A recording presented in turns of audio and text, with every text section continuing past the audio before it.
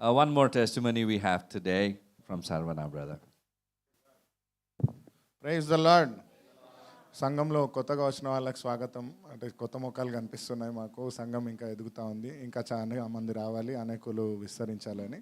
అయితే ఈ సాక్ష్యం ఈజ్ లైక్ పోస్ట్ సాక్ష్యం. లాస్ట్ వీక్ నేను చెప్పిన దానికి 20th రోజు మనం చేసుకున్న ఒక ఘనమైన కూడుక, దేవుడికి కృతజ్ఞత చెల్లించడానికి మా అన్నయ్య బిడ్డ ఇప్పుడు ఎలా జన్మించింది, ఇప్పుడు ఎలా ఉంది అని చెప్పడానికి ఒక సాక్ష్యం చేయడం జరిగింది.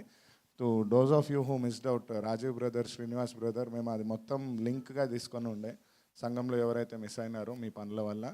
సో అది మొత్తం ఒక సాక్ష్యంగా చేయడం జరిగింది. బ్యూటీ ఏంటంటే ఆ సాక్ష్యం ఏదైతే రికార్డ్ చేసినామో అప్లోడ్ చేసిన 1 డేలో 5000 వ్యూస్ పైన వెళ్ళింది.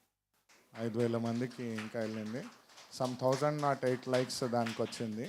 ఇంకా ప్రాపర్ బీజిఎంతో మంచిగా పెట్టినాం దాన్ని. ఆ సాక్ష్యము 10 years ముందు ఆ హాస్పిటల్ రూమ్లో చేసిన ప్రార్థనకి ఆ రోజు చాలామంది నాకు మెసేజ్ చేయడం, ఫోన్ చేయడం కూడా జరిగింది.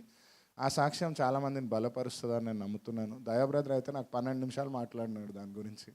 So everybody who has been there, ప్రార్థన చేసిన వాళ్ళకి ఇందాక బ్రదర్ చెప్పినట్టు విషయం ఏంటో మనకు తెలియదు, కానీ మన కోసం చాలామంది ప్రార్థన చేస్తున్నారు. సంఘ కూడికలో శక్తి ఉంది. So be strong about it. కొట్టచ్చు, పర్వాలేదు. Glory to God. దేవుడికి ఆ మహిమ. అన్ని అవసరతలు దేవుడే తీరుస్తున్నాడు. మేము దాదాపుగా 100 మంది వస్తారు అనుకున్నాను నేను. 185 మంది వచ్చారు. 185 people came that day. And సాక్ష్యం అంటే అలాంటి కూడిక ఎప్పుడు ఎవరు చూసుండరేమో. పాస్టర్ గారు కూడా అవును అనే చెప్పారు.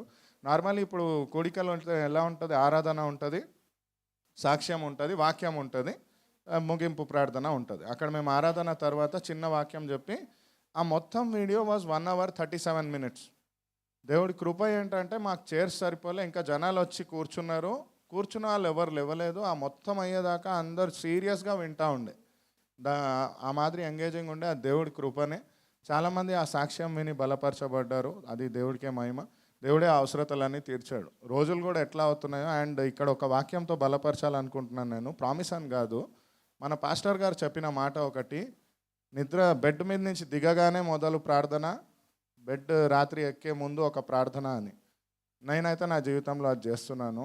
దీనివల్ల ఎలా అవుతుంది దేవా, ఎల్లుండి బ్యాచ్ స్టార్ట్ అవ్వాలి, ఈ వీక్లో ఈ సాక్ష్యం అవ్వాలి, మళ్ళీ ట్రావెల్స్ ఉన్నాయి, ఏమన్నా హెక్టిక్ స్కెడ్యూల్ ఉన్నా కానీ చాలా సునాయాసంగా జరిగిపోవడం నేను చూస్తున్నాను.